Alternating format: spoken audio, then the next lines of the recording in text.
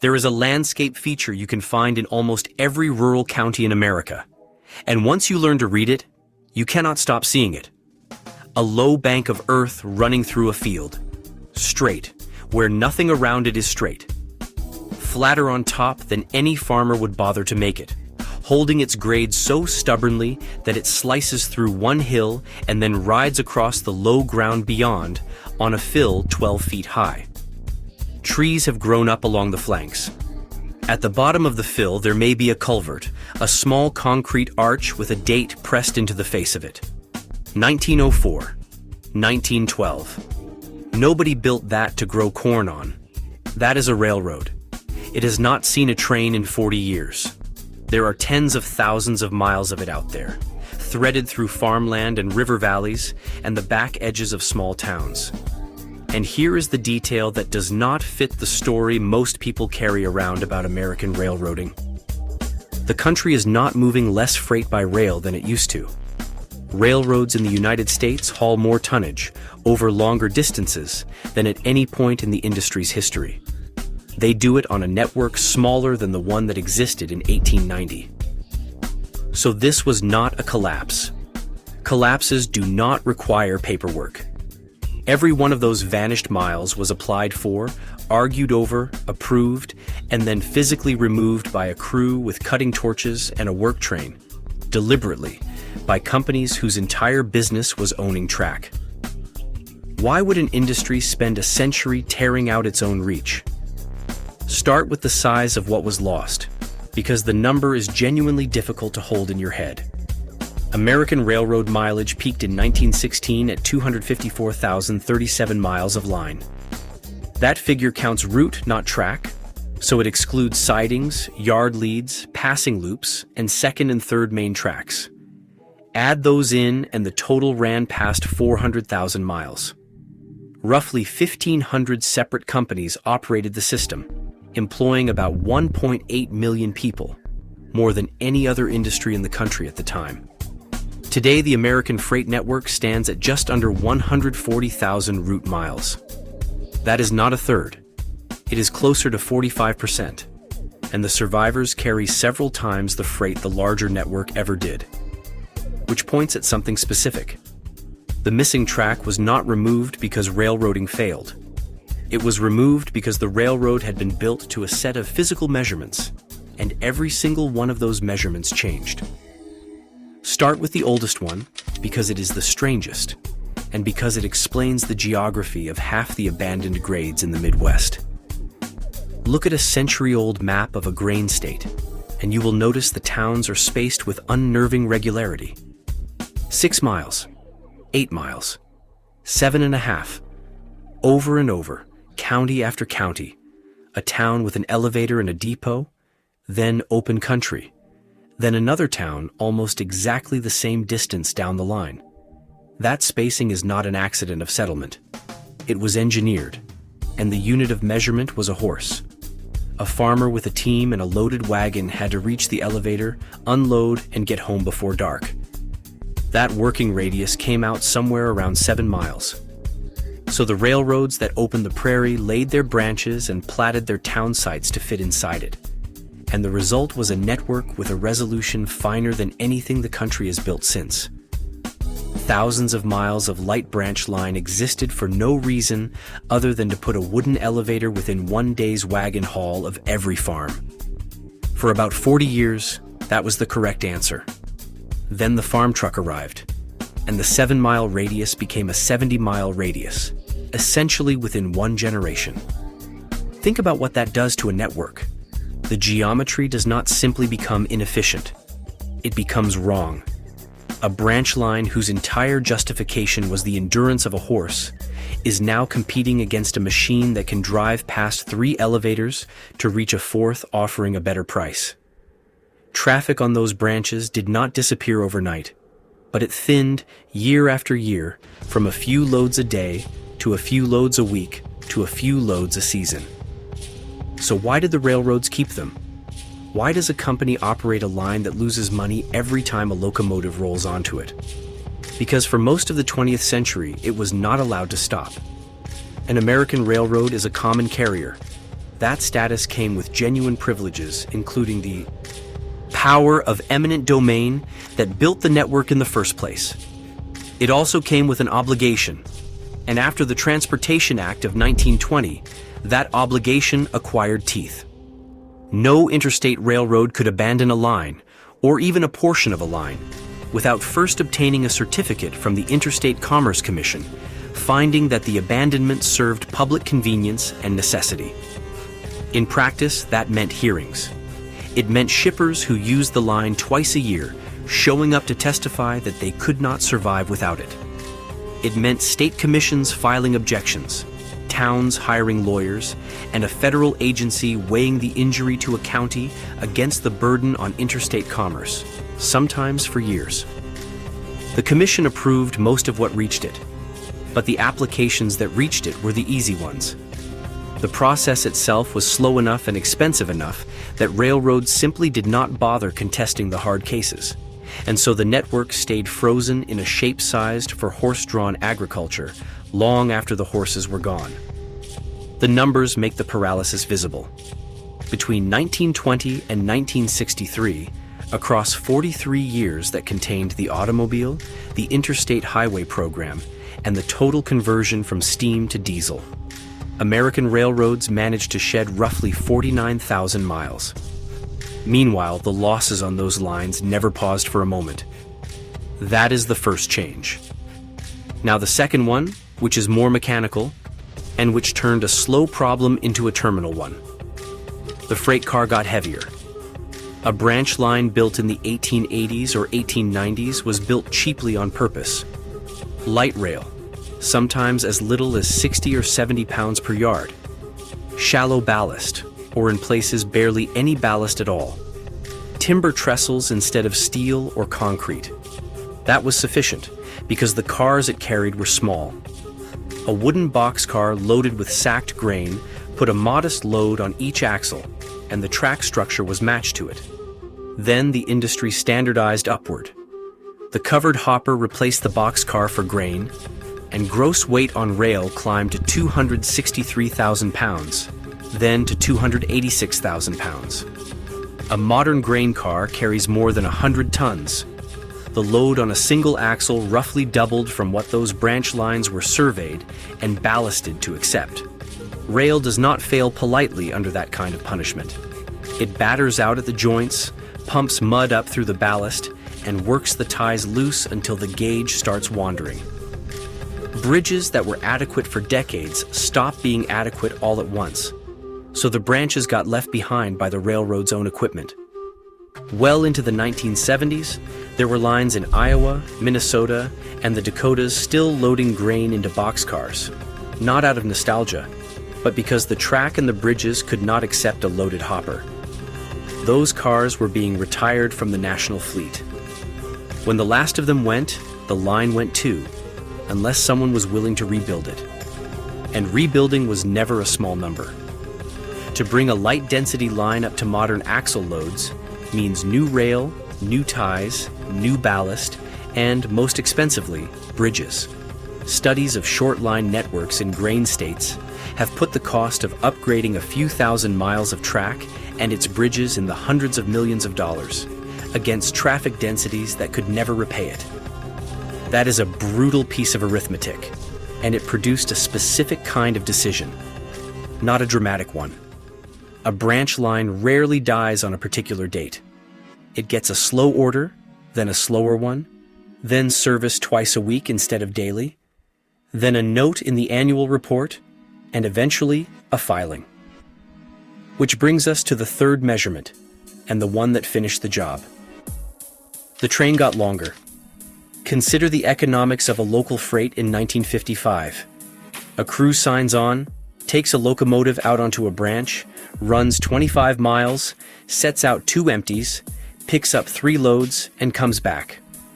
The railroad has spent a full crew day and burned a day of locomotive availability to move 3 cars. Now consider the shuttle train. A modern grain elevator sits on a main line, holds 1 million bushels or more, and loads 110 identical cars in a single continuous operation, sometimes in under 15 hours, without the train ever uncoupling. That train runs as one unit to one destination and comes back empty to do it again. The cost per ton is a fraction of what the local freight could ever achieve. Every one of those shuttle facilities made a dozen country elevators redundant. And every country elevator that closed removed the only reason its branch line still existed. You can see the whole sequence written into the landscape today. The concrete monolith beside the main line, and 40 miles away, a wooden elevator standing in weeds with no track in front of it and a bank of earth running past where the track used to be. So far, this is a story about economics grinding slowly. What turned it into a demolition was a crisis, and the crisis came from a fourth measurement nobody had thought to question: the map itself. The American network was never planned. It was competed into existence. Rival companies built parallel routes between the same pairs of cities, not because the traffic required 4 railroads, but because each one needed its own line to avoid being at the mercy of the others. In the Northeast, this reached genuine absurdity, with multiple main lines threading the same valleys, each with its own bridges, its own signals, its own maintenance forces. By the 1960s, that duplication was fatal. Eastern industry was moving away. Truckers took the high-value freight. Rates were still set by federal regulators, so a railroad could not price its way out of trouble, and it could not shrink its way out either. If you are finding this worth your time, subscribe. We cover railroad history and engineering every week. In 1968, the two great rivals of the Northeast merged, and in June of 1970, the combined company filed for bankruptcy. At the time, it was the largest corporate failure in American history. It did not fail alone. Within a few years, more than a fifth of the nation's rail mileage was in the hands of bankrupt carriers. The physical condition of that railroad is hard to overstate. Thousands of miles were under slow orders because the track was not safe at speed. Deferred maintenance ran into the billions. The industry coined a phrase for what was happening in the yards: the standing derailment, in which a stationary car simply fell off the rail it was parked on. The federal response was to nationalize the wreckage temporarily.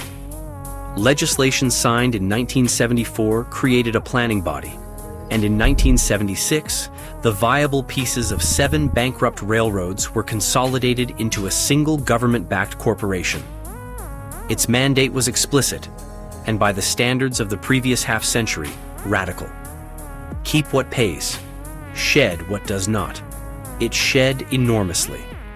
Thousands of miles went in the first months, and thousands more over the following 2 years. And in doing so, Congress conceded the thing the regulatory system had spent 50 years refusing to concede. The country had more railroad than it had traffic, and pretending otherwise had nearly destroyed the industry. 4 years later, that conclusion became national policy. The Staggers Rail Act, signed in October of 1980, let railroads set their own rates, sign confidential contracts with shippers, and, critically, move through the abandonment process in months rather than years. The effect on the map was immediate and enormous. In the 45 years between 1930 and 1975, American railroads abandoned about 38,000 miles of line. In the 15 years that followed, they abandoned roughly 65,000, nearly double the mileage, in a third of the time. 2 of the largest systems in the country died inside that window. In the winter of 1980, a transcontinental railroad shut down its entire western main line beyond eastern Montana, a route that had been driven over the Rockies and the Cascades at ruinous expense 70 years earlier. It remains the largest single abandonment in American history, and it produced the longest continuous stretch of abandoned right-of-way in the country. Railroaders have noted the irony ever since. The best engineered crossing of the Northern Rockies is the only transcontinental route ever formally given up. That same year, a judge examining another Midwestern system concluded that it could not be reorganized and ordered it liquidated outright. What did the removal actually look like? A last train, usually unannounced and unphotographed. then a salvage contractor. Rail comes up first, because it is the valuable part. The good sections get sorted and sold as relay rail to short lines and industrial operators. The rest goes for scrap. Ties are pulled and stacked and often sold for landscaping. Bridges get dropped, sometimes into the river beneath them. Signals, switch stands, and telegraph. Line go for their metal. The land underneath is a more complicated question. Some corridors were owned outright. Many were only easements granted a century earlier for railroad purposes. And when the railroad purpose ended, they reverted to the adjoining owners in ribbons 100 feet wide, splitting a single corridor into hundreds of separate titles. And the town lost its shipping point. First the depot, closed or sold or burned. Then the agent's job. Then the section gang that had lived there and kept 8 miles of track for 3 generations. Then the elevator, because it had nowhere to send anything. Then often the grocery and the school. None of that was anybody's plan. It was the second-order consequence of a spreadsheet, arriving 20 years later in a place with no way to argue. But not everything that was abandoned was destroyed. And this is where the story turns. When a large railroad walked away from a line, it did not always tear it out. Increasingly, it sold it.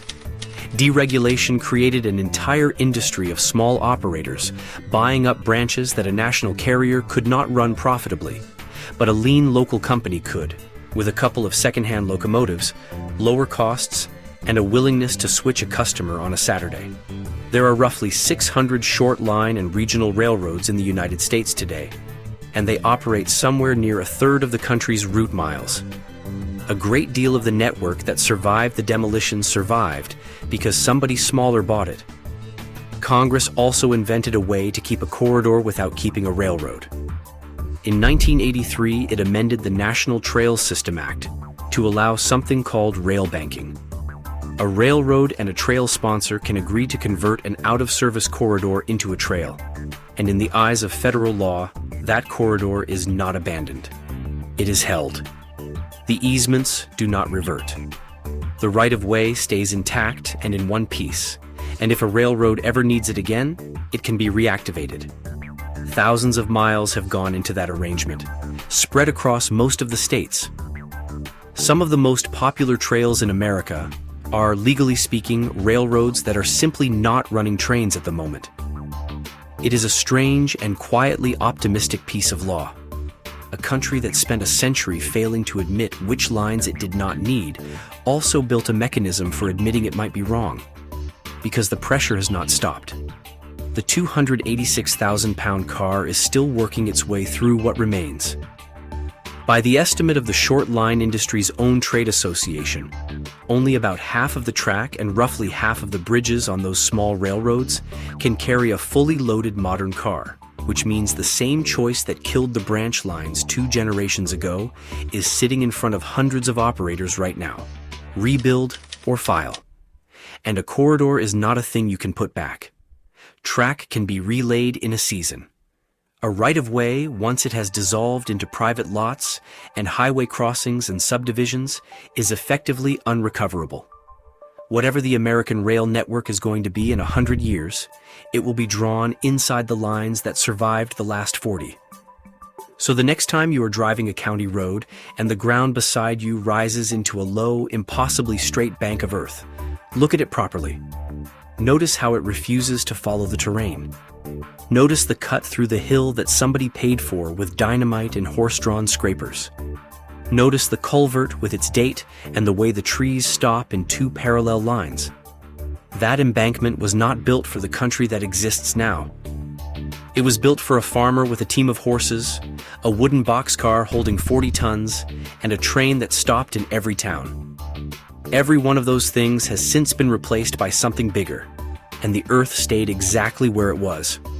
America did not tear out a third of its railroad network because it stopped believing in railroads. It tore it out because it kept getting better at running them, and a network built for the smallest possible increment of freight cannot survive an industry that got very, very good at moving the largest.